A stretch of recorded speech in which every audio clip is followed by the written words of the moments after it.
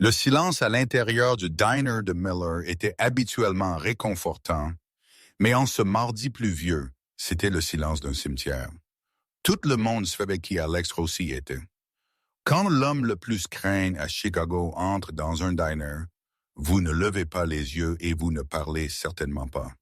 Mais la chose la plus effrayante dans cette pièce n'était pas le pistolet glissé dans sa ceinture. C'était sa fille de 6 ans, Sophia. Elle n'avait pas prononcé une seule syllabe depuis la nuit où sa mère est morte. Les meilleurs psychologues avaient échoué. La corruption avait échoué. Les menaces avaient échoué. Mais ils ne comptaient pas sur une serveuse fauchée nommée Erin et une bouteille de 5 $ de sirop au chocolat.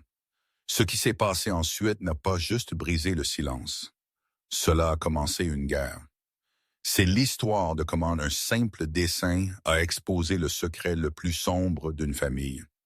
Erin Vance était à 3 heures dans un double service et ses pieds se sentaient comme s'ils étaient enfermés dans du béton.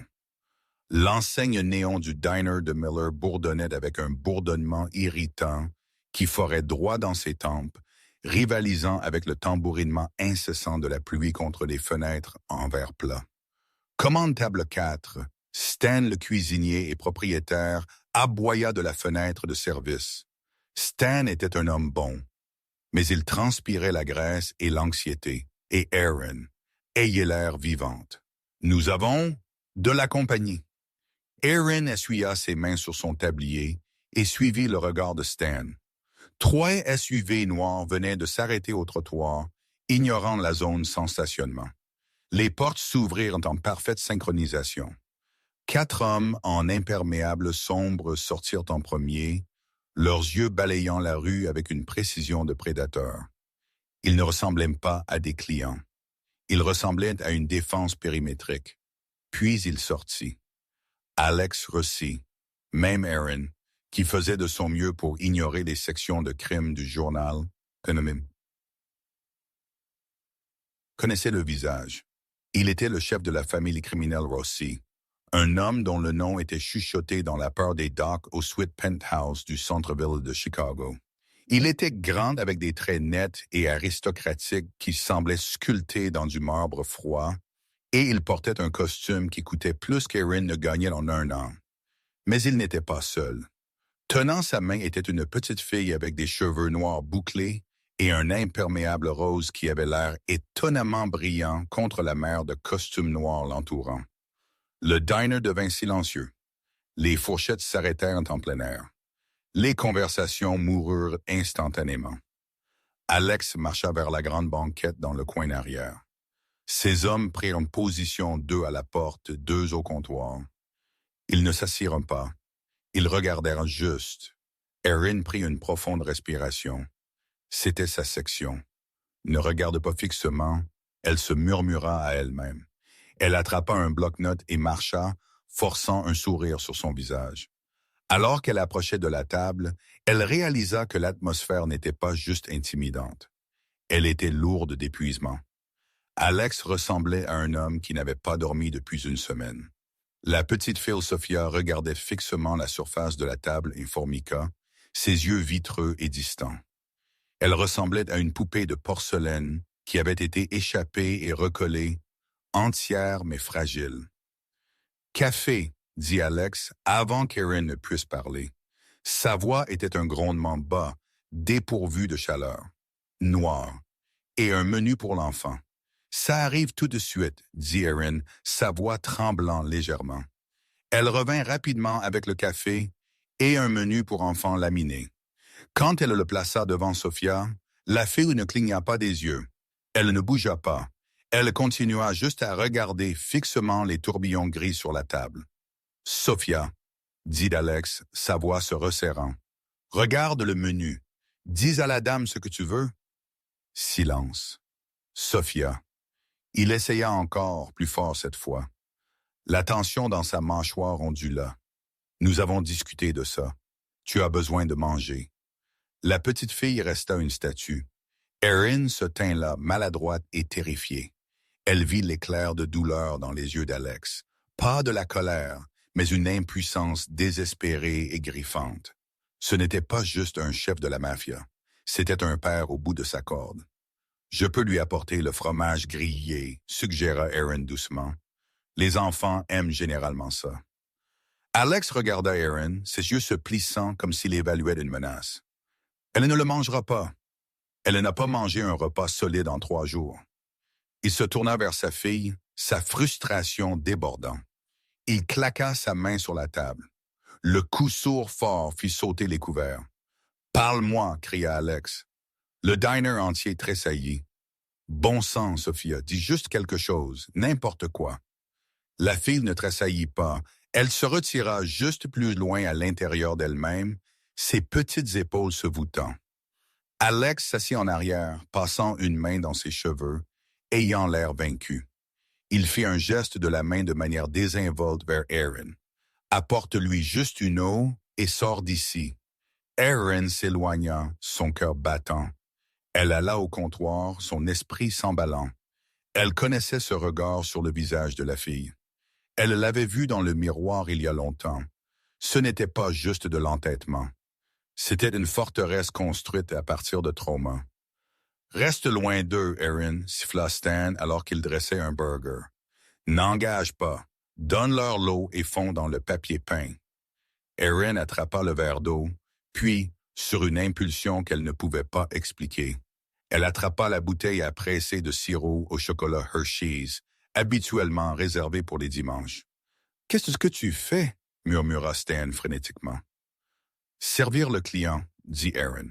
Elle retourna à la table. Alex regardait fixement par la fenêtre, ignorant sa fille. Les gardes du corps se tendirent alors qu'Aaron approchait, même planant près de leur veste. Aaron posa l'eau, puis, sans dire un mot, elle prit une assiette en céramique blanche et la plaça devant Sophia. Alex tourna son regard mortel. « Je n'ai pas commandé de nourriture. »« Ce n'est pas de la nourriture, » dit Aaron doucement. « C'est de l'or. » Elle décapsula le sirop au chocolat. Les yeux de Sophia vacillèrent. Pour la première fois, elle leva les yeux. Aaron inversa la bouteille. Sur l'assiette blanche, elle dessina un grand cœur maladroit avec le sirop sombre.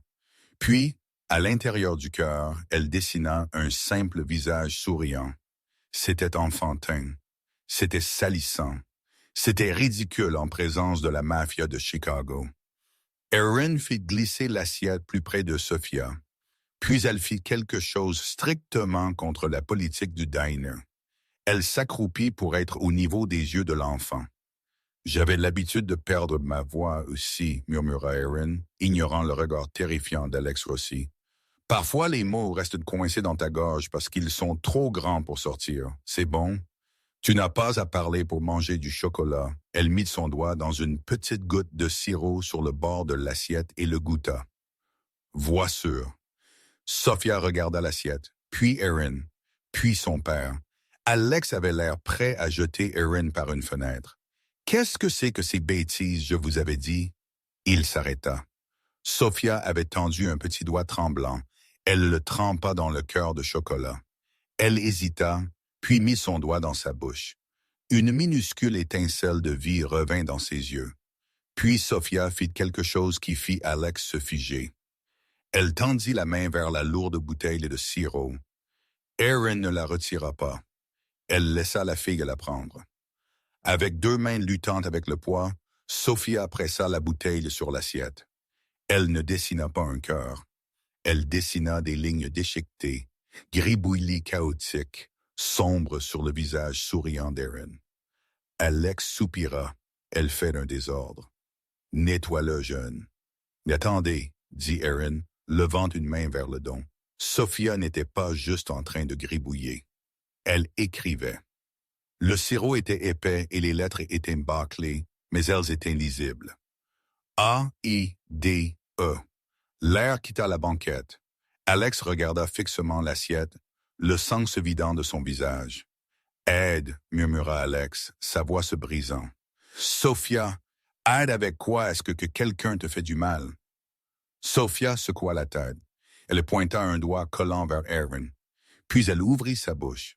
Sa voix était rouillée, comme je pense. comme une charnière de potes qui n'avait pas été utilisée depuis des années, à peine un croassement. Elle, murmura Sophia, pointant Erin. Elle ressembla à maman. La tasse à café en verre dans la main d'Alex se brisa.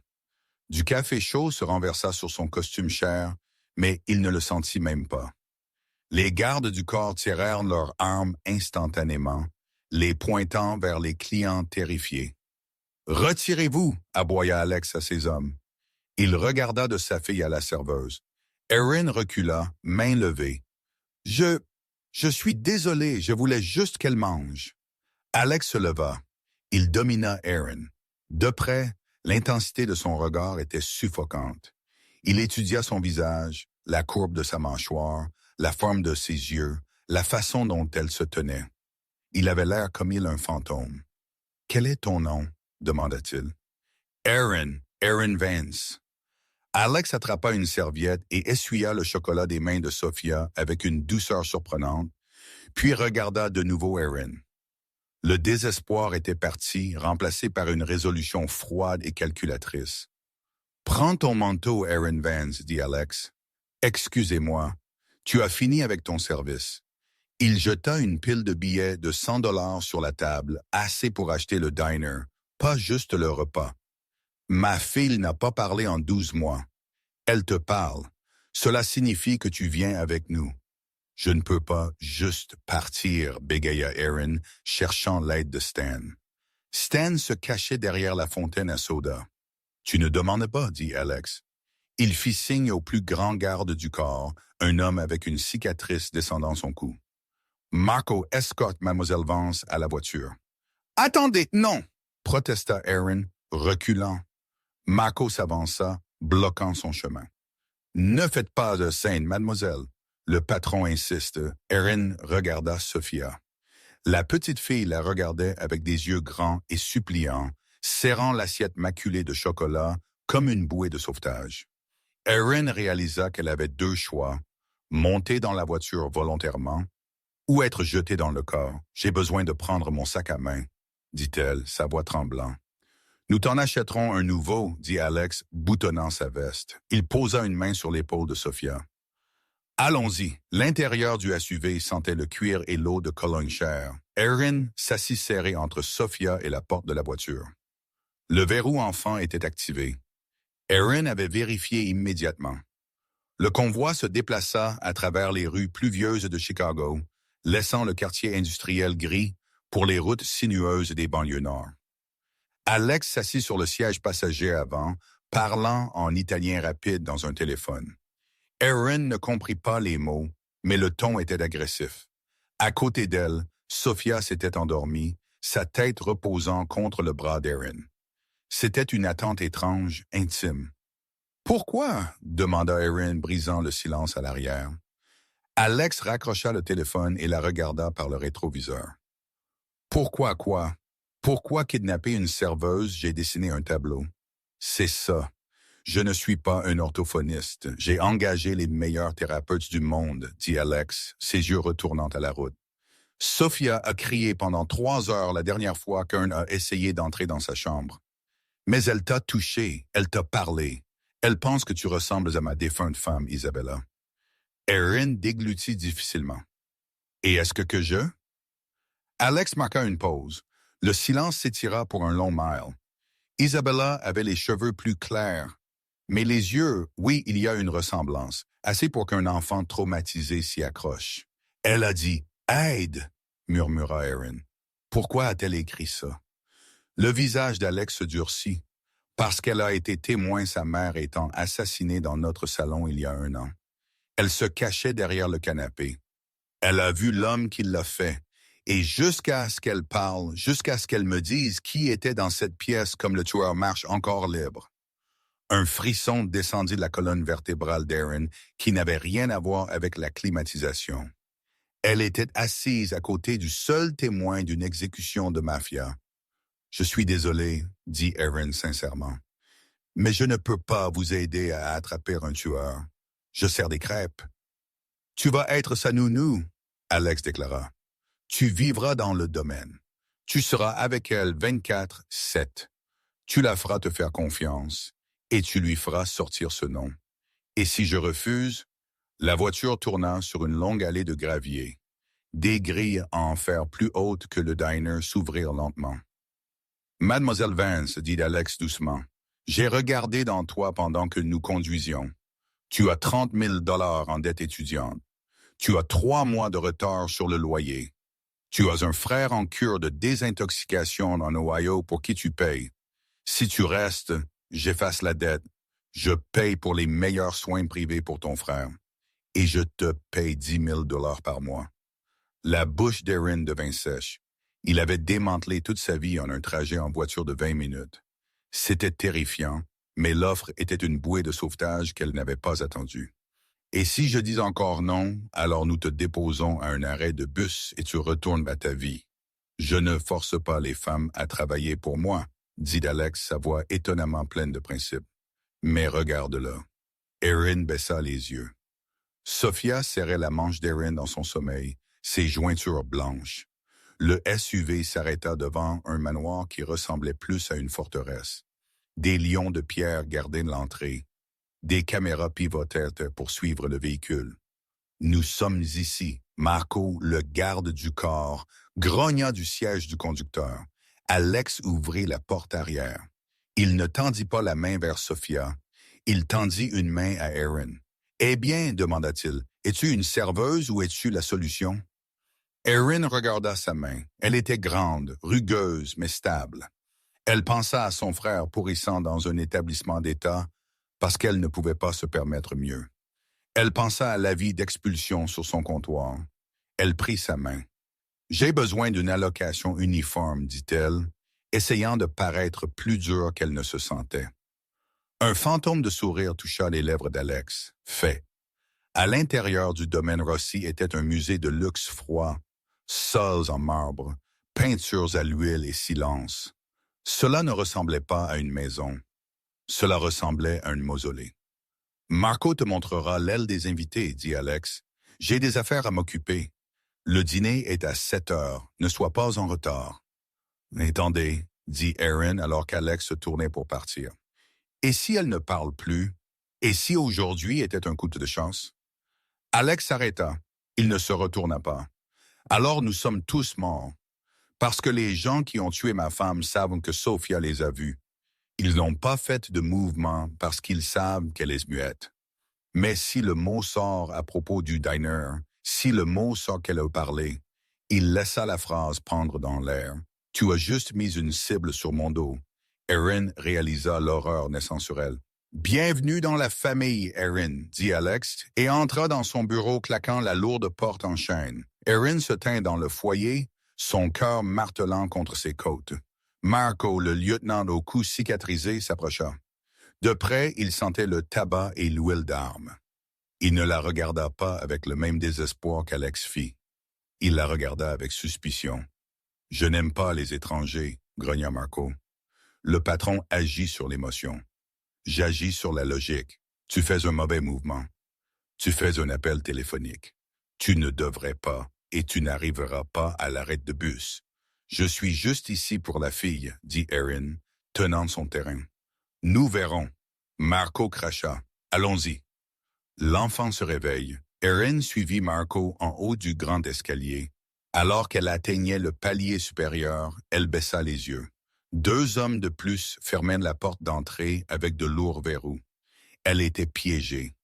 Marco la conduisit à une pièce qui était plus grande que son appartement entier.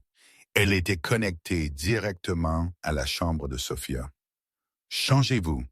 Il y a des vêtements dans le placard. Le patron suppose que tu es une taille 4. » Marco partit, fermant la porte. Erin marcha vers la fenêtre. Les terrains étaient patrouillés par des hommes avec des chiens. Elle se tourna vers le placard. Il était rempli de vêtements haut de gamme, blouses, pantalons, robes. C'était troublant. Elle entendit un petit grincement. La porte communicante s'ouvrit lentement.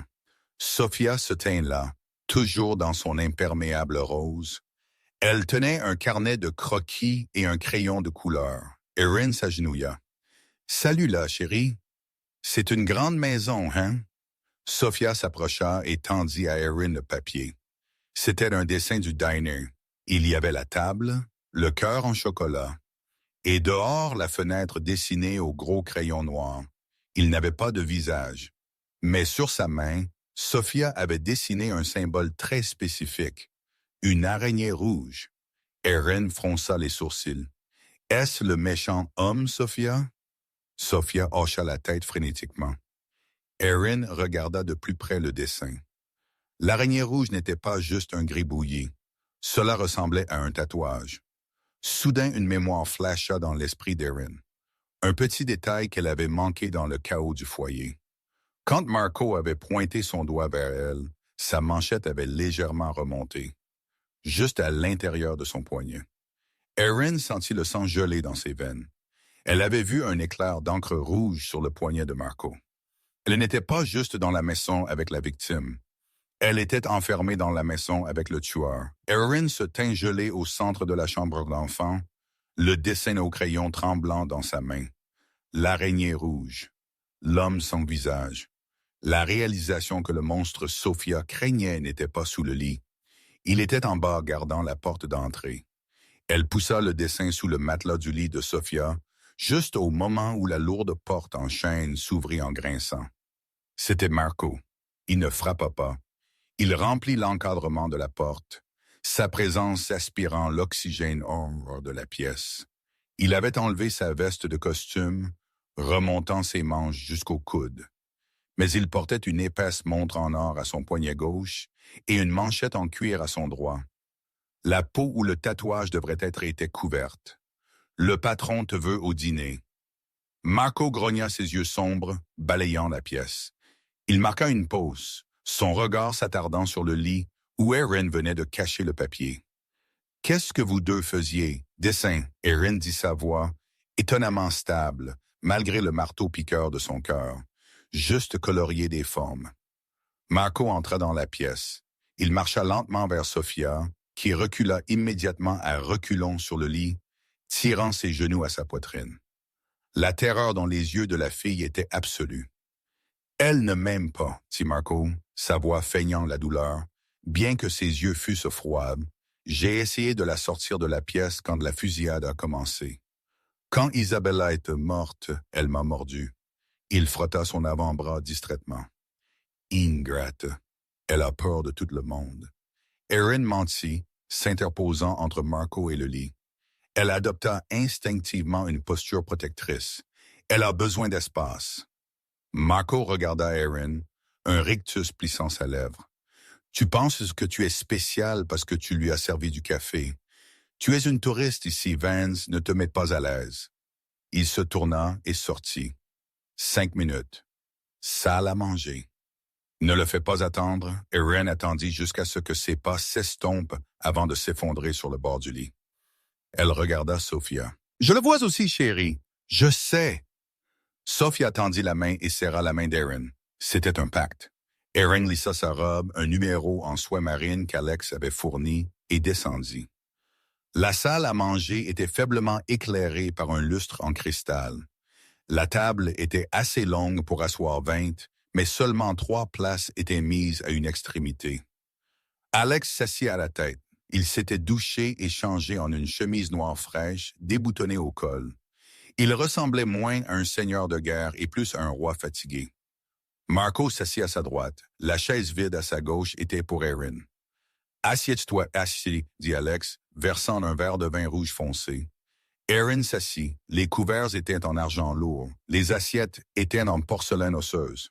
« A-t-elle mangé? » demanda Alex. « Un peu, » dit Erin. « J'ai trouvé des crackers qu'elle aimait. »« Bien. » Alex prit une longue gorgée de vin. « Marco me dit tu posais des questions sur le détail de sécurité. » La fourchette d'Erin se figea à mi-chemin de sa bouche. Elle regarda Marco. Il coupait son steak avec une précision chirurgicale, ne levant pas les yeux. « J'ai remarqué les caméras, » improvisa Erin. « Je n'ai jamais été dans une maison comme ça. »« Ce n'est pas une maison, » dit Marco, faisant sauter un morceau de steak dans sa bouche. « C'est une forteresse. Et cela ne fonctionne que si tout le monde à l'intérieur est vérifié. Nous ne savons toujours pas qui tu es vraiment, Erin. Je t'ai dit qui je suis, dit Erin, un éclair de colère coupant à travers sa peur.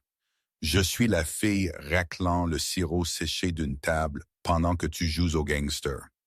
Alex gloussa sombrement. C'était un son sec, rouillé. Elle a des dents, Marco. J'aime ça. Alex se tourna vers Erin, son expression s'adoucissant légèrement. Marco est méfiant par métier. Il est mon sous-patron. Nous avons grandi ensemble dans les orphelinats de Hell's Kitchen avant de venir à Chicago. Il m'a sauvé la vie en 08 et encore en 12. Il est la seule raison que je suis assis ici. Erin se sentit malade. Alex faisait confiance à Marco implicitement. Si elle l'accusait maintenant sans preuve concrète, Alex la tirerait probablement lui-même pour trahison. La loyauté est rare, murmura Erin, regardant les poignets couverts de Marco. C'est tout, corrigea Alex. La nuit où Isabella est morte, c'était un travail interne. Quelqu'un a désactivé les alarmes périmétriques. Quelqu'un a laissé entrer les tueurs. La main d'Alex se resserra autour de son verre de vin jusqu'à ce qu'Erin pense qu'il pourrait se briser. La police a dit que c'était un vol qui a mal tourné. Mais les voleurs n'utilisent pas de silencieux. Ils ne laissent pas le coffre-fort intact et ne prennent que la vie de la femme du don. Nous les trouverons, patron, dit Marco, sa voix dégoulinant de fausse sincérité. Il tendit la main et posa une main sur l'épaule d'Alex. Comme il le fit, la manchette en cuir sur le poignet droit de Marco se déplaça légèrement. Erin retint sa respiration. Juste pour une microseconde, elle le vit. Un éclair d'encre rouge, une jambe maigre. C'était là. Erin laissa tomber sa fourchette. Elle claqua bruyamment contre la porcelaine, brisant la tension. Désolée, allait-elle, se penchant pour le ramasser. Maladroite, elle resta sous la table pour une seconde de plus que nécessaire, composant son visage. Elle avait la confirmation. Marco était le traître. Et il était assis à 2 pieds de l'homme qu'il prévoyait de détruire. Le reste du dîner fut un flou. Erin s'excusa dès que possible, affirmant qu'elle avait besoin de vérifier Sophia. En haut, la maison était calme. Trop calme. Erin arpentait la chambre d'enfant. Elle avait besoin d'un téléphone. Alex avait confisqué le sien pour des raisons de sécurité. Il y avait une ligne fixe dans le bureau d'Alex, mais la porte était toujours gardée. Elle avait besoin d'obtenir Alex seul, loin de Marco.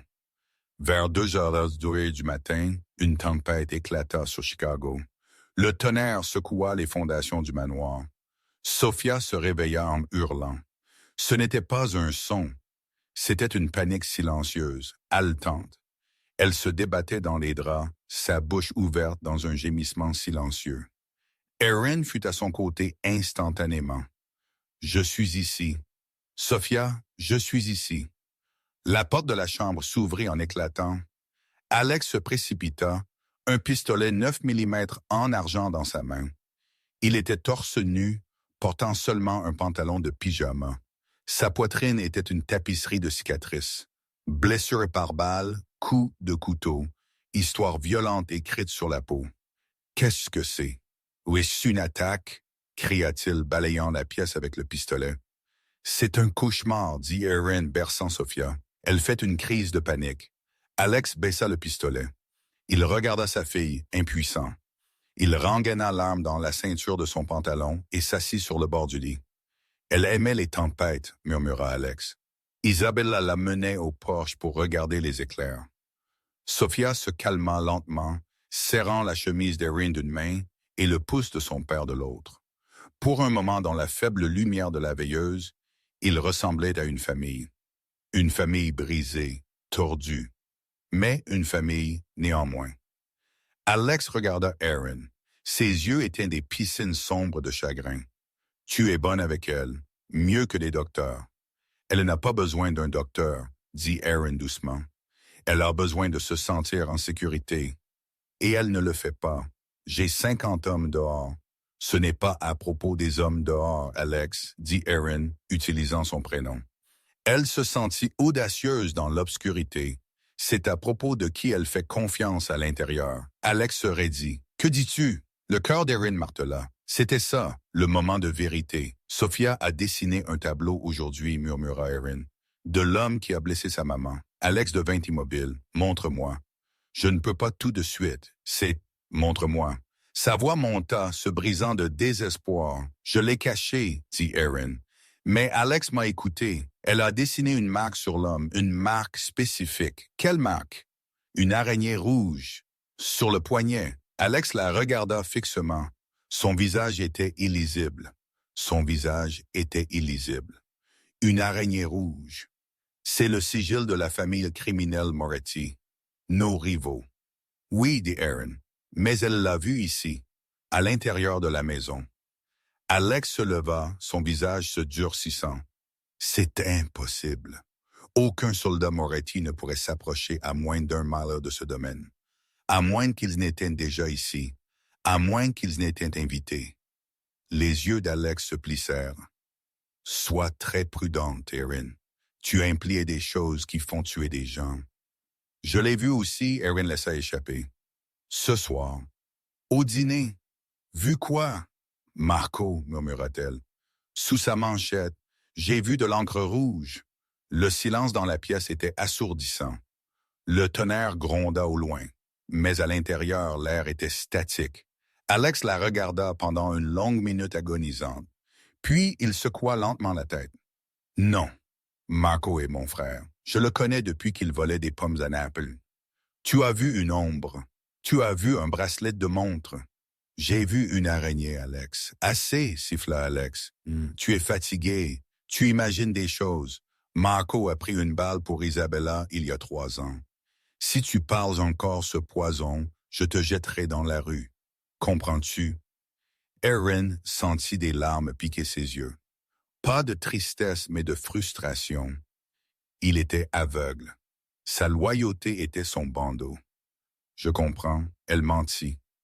Alex regarda Sophia qui s'était rendormie. Il brossa une boucle de son front. Va dormir, Erin. Demain est un grand jour. La commission arrive. J'ai besoin que tu gardes Sophia hors de vue. Il quitta la pièce, fermant la porte doucement. Erin ne dormit pas. Elle s'assit dans la chaise près de la fenêtre, regardant la pluie. Alex ne la croyait pas. Marco était en sécurité, ce qui signifiait demain, quand les chefs des 5 familles arriveraient, Marco ferait son mouvement. Et Erin était la seule qui savait que l'exécuteur était déjà dans le bâtiment. Le lendemain matin, le domaine Rossi était une ruche d'activité à haute tension. Des limousines noires commencèrent à arriver à 10 heures du matin, transportant les dons du monde souterrain de Chicago au seuil d'Alex.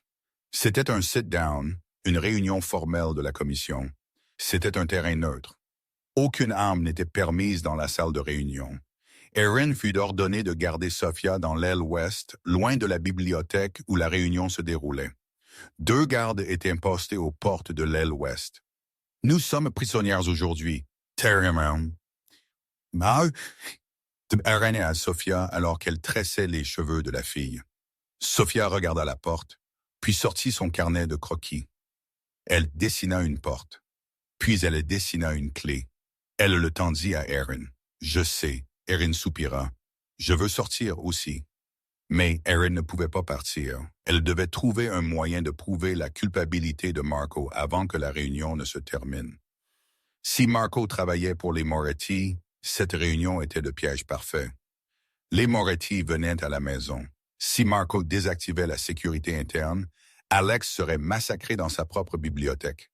Erin avait besoin d'entrer dans la chambre de Marco. « Sophia, dit Erin s'agenouillant, j'ai besoin de jouer à un jeu.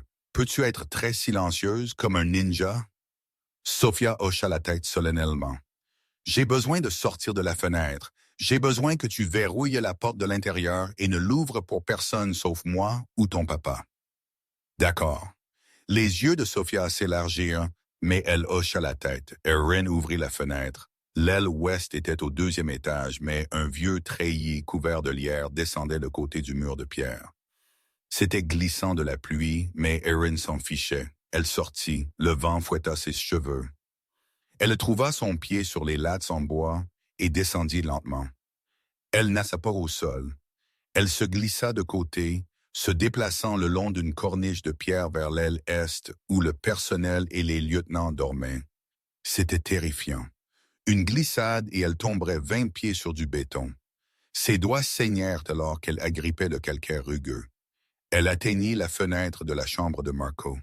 Elle était légèrement entr'ouverte pour laisser entrer l'air frais. Marco était un fumeur à la chaîne. Erin fit glisser la fenêtre vers le haut et dégringola à l'intérieur. La pièce sentait la fumée rassie et l'huile d'armes. C'était un style militaire éparse. Un lit, une commode, un coffre-fort. Le coffre-fort était verrouillé. Erin jura. Elle fouilla dans la commode. Chaussettes, sous-vêtements, une boîte de munitions. Rien. Elle vérifia sous le lit. Un sac de sport. Elle l'ouvrit. À l'intérieur se trouvaient des piles d'argent, trop pour un sous-patron, et un téléphone jetable. Erin attrapa le téléphone. Il était verrouillé, mais l'écran s'éclaira avec une notification. Un message texte reçu il y a 10 minutes. Envoyez un message Viper. Le colis est livré. Midi. Assurez-vous que le vin est servi. Le sang d'Erin coula froid. Le vin. Elle vérifia l'horloge sur le mur. Il était 11h45 du matin. La réunion était en cours. Ils trinqueraient bientôt. Erin fourra le téléphone dans son soutien-gorge et ressortit par la fenêtre. Il n'y avait pas de temps pour retourner à la chambre d'enfant. Pas de temps pour être prudente. Elle se précipita le long de la corniche. Mais au lieu de l'aile ouest, elle visa le balcon de la bibliothèque. C'était un saut suicide, un écart de 4 pieds entre la corniche et la balustrade en fer forgé de la terrasse de la bibliothèque. Erin n'hésita pas. Elle sauta. Ses mains attrapèrent le fer froid. Son corps percuta la balustrade, lui coupant le souffle. Elle se hissa, haletante et raflant ses tibias à vif. Elle était sur le balcon de la bibliothèque. De lourds rideaux de velours bloquaient la vue, mais elle pouvait entendre des voix. La paix en notre temps, une voix profonde gronda.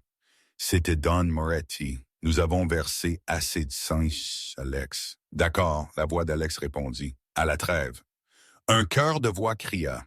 Erin ouvrit les portes françaises. La pièce se figea. 5 des hommes les plus puissants de l'Illinois étaient assis autour d'une table en acajou. Alex se tint à la tête, un gobelet de vin en cristal à mi-chemin de ses lèvres. Marco se tint près du comptoir, tenant une carafe. « Ne le buvez pas !» cria Erin, se précipitant dans la pièce. Les gardes du corps dans les coins tirèrent leurs armes instantanément. « Cessez le feu !» cria Alex, son visage un masque de choc. « Erin, qu'est-ce que tu fais, bordel ?» Erin se tint haletante, sa robe déchirée du sang dégoulinant de ses mains. Elle pointa un doigt tremblant vers Marco. « Le vin, haleta-t-elle, il est empoisonné. » Le silence descendit, un silence lourd, suffocant. Don Moretti, un homme gros avec un rire sifflant, baissa son verre. « Alex, ton personnel domestique est très dramatique. » Marco s'avança, son visage calme, bien que ses yeux assassinaient Erin. « Elle est hystérique, patron. Elle agit follement depuis qu'elle est arrivée ici. Je la retirerai. »« Il a reçu un texte !» cria Erin, tirant le téléphone jetable de sa robe. « De Viper. Il a dit « Assurez-vous que le vin est servi. Il travaille pour eux. » Elle pointa Moretti. Don Moretti ne tressaillit pas. Il sourit juste un petit sourire reptilien. Alex regarda le téléphone dans la main d'Erin, puis Marco. « Marco, dit Alex à voix basse, donne-moi le téléphone. »« Ce n'est pas mon téléphone, patron, » dit Marco doucement. « Elle l'a planté. Elle est une espionne. Regarde-la. Elle grimpe par les fenêtres. Qui est-elle vraiment? » Marco se déplaça vers Erin. « Donne-le ici, toi sorcière menteuse. Reste en arrière. » Erin se précipita autour de la table. Alex posa son verre. « Marco, arrête. » Marco s'arrêta. « Alex, tu ne peux pas croire cette serveuse sur moi. Je t'ai porté hors du feu à Palerme. »« Alors bois-le, dit Alex. » La pièce devint morte silencieuse. Alex poussa son gobelet à travers la table en acajou vers Marco. « Si c'est du bon vin, bois un toast à ma santé. » Marco regarda fixement le verre. La couleur se vida de son visage. Une perle de sueur roula le long de sa tempe. « J'ai un ulcère, patron. Tu sais que je ne peux pas faire de vin rouge. Bois-le, rugit Alex, claquant son poing sur la table. La main de Marco tressaillit vers sa ceinture. Ne fais pas. Alex avertit sa propre main planant près de l'étui caché sous la table. Marco regarda la fenêtre, puis Aaron, puis Alex. Le masque du soldat loyal se dissout, révélant un visage tordu par des années de jalousie. « Tu ne l'as jamais mérité, Alex, » cracha Marco. « Isabella aurait dû être à moi. La couronne aurait dû être à moi. » Marco bondit pas pour le pistolet, mais pour Aaron. Il l'attrapa par les cheveux, tirant un couteau de sa botte et pressant la lame à sa gorge. « Reculez !» cria Marco. « Je l'ouvrirai. » Les dons se dispersèrent, retournant la table pour se couvrir. Alex tint bon, son pistolet maintenant tiré, et nivelé à la tête de Marco. « Lâche-la, Marco. Pose le pistolet. Alex, ou la nounou meurt. » Marco traîna Aaron en arrière vers la porte. La lame mordit sa peau. Elle sentit un filet chaud de sang. « Tu ne tireras pas, » ricana Marco. « Tu es mou. C'est pourquoi les Moretti vont prendre le relais. Tu es tombé amoureux d'une serveuse en 2 jours. Tu es faible. » Aaron verrouilla les yeux avec Alex. Il regardait le canon, son doigt blanchissant sur la gâchette. Mais il ne pouvait pas prendre le tir. Marco l'utilisait comme bouclier humain. Mais Ren se rappela le cours d'autodéfense qu'elle avait pris au centre communautaire, celui à travers lequel elle avait ri. Marco piétine le pied, coude l'intestin. Elle claqua son talon sur le coup de pied de Marco avec toute sa force. Marco grogna de douleur, sa prise se relâchant pour une fraction de seconde. Aaron laissa tomber son poids, se tordant loin du couteau. Pin! Le son était sourdissant dans l'espace clos. Aaron frappa le sol, couvrant sa tête. Quand elle leva les yeux, Marco était affalé contre l'encadrement de la porte. Un seul trou de balle au centre de son front. Le couteau claqua au sol. Alex se tint là, de la fumée s'enroulant du canon de son pistolet. Il n'avait pas l'air triomphant. Il ressemblait à un homme qui venait de se couper son propre bras. Il marcha vers le corps de Marco, repoussa le pistolet du pied, et puis se tourna vers Aaron. Il tomba à genoux, ignorant les autres Don qui sortaient lentement la tête de derrière les meubles renversés. Il attrapa le visage d'Aaron dans ses mains. « Es-tu touché? » Il demanda sa voix tremblante. « Je ne pense pas, » bégaya Aaron. « Juste une égratignure. » Alex la tira dans une étreinte si serrée qu'elle lui cassa les côtes. Il enfouit son visage dans son cou. Pour un moment, le patron de la mafia était parti. Il y avait seulement un homme qui avait presque tout perdu encore. « Tu avais raison, » murmura-t-il dans ses cheveux. « Pardonne-moi. Tu avais raison. » Aaron s'accrocha à lui, l'adrénaline s'effondrant enfin. « Alex !» La voix de Don Moretti brisa le moment. Le Don rival se leva, brossant la poussière de son costume. Il regarda le corps de Marco, puis le vin empoisonné. « Il semble, » dit Moretti, « que ton nettoyage de maison est complet. Mais ça complique la trêve. » Alex se leva, tirant Aaron avec lui. Il garda son bras autour de sa taille, un geste de possession et de protection. « Il n'y a pas de trêve, » dit Alex froidement. Marco n'a pas agi seul. Il avait un manipulateur. Alex ramassa le téléphone jetable qu'Aaron avait laissé tomber. Il appuya sur rappel sur le dernier message reçu. Un téléphone commença à sonner. Il sonna de la poche de la veste de costume de Don Moretti. La pièce se figea encore. Moretti sourit, mais ses yeux se précipitèrent vers la porte, maladroit. « Tuez-les tous, » dit Alex à ses gardes. « Tuez-les tous. » Le commandement d'Alex n'était pas un cri. C'était un verdict. La bibliothèque éclata en une zone de guerre. Alex renversa la lourde table un acajou sur le côté, attrapant Aaron par la taille et la traînant derrière la barricade improvisée, juste au moment où l'air se remplit du rugissement assourdissant des tirs automatiques. Des éclats de bois et des tessons de cristal du lustre pleuvaient comme des confettis mortels. Don Moretti, vif pour un homme de sa taille, avait plongé derrière un canapé en cuir. Ses propres gardes du corps, qui avaient évidemment passé en contrebande des pistolets en céramique devant les détecteurs de métaux, rendaient le feu contre les hommes d'Alex. « Restez à terre !» cria Alex par-dessus le bruit, pressant Aaron dans le tapis persan.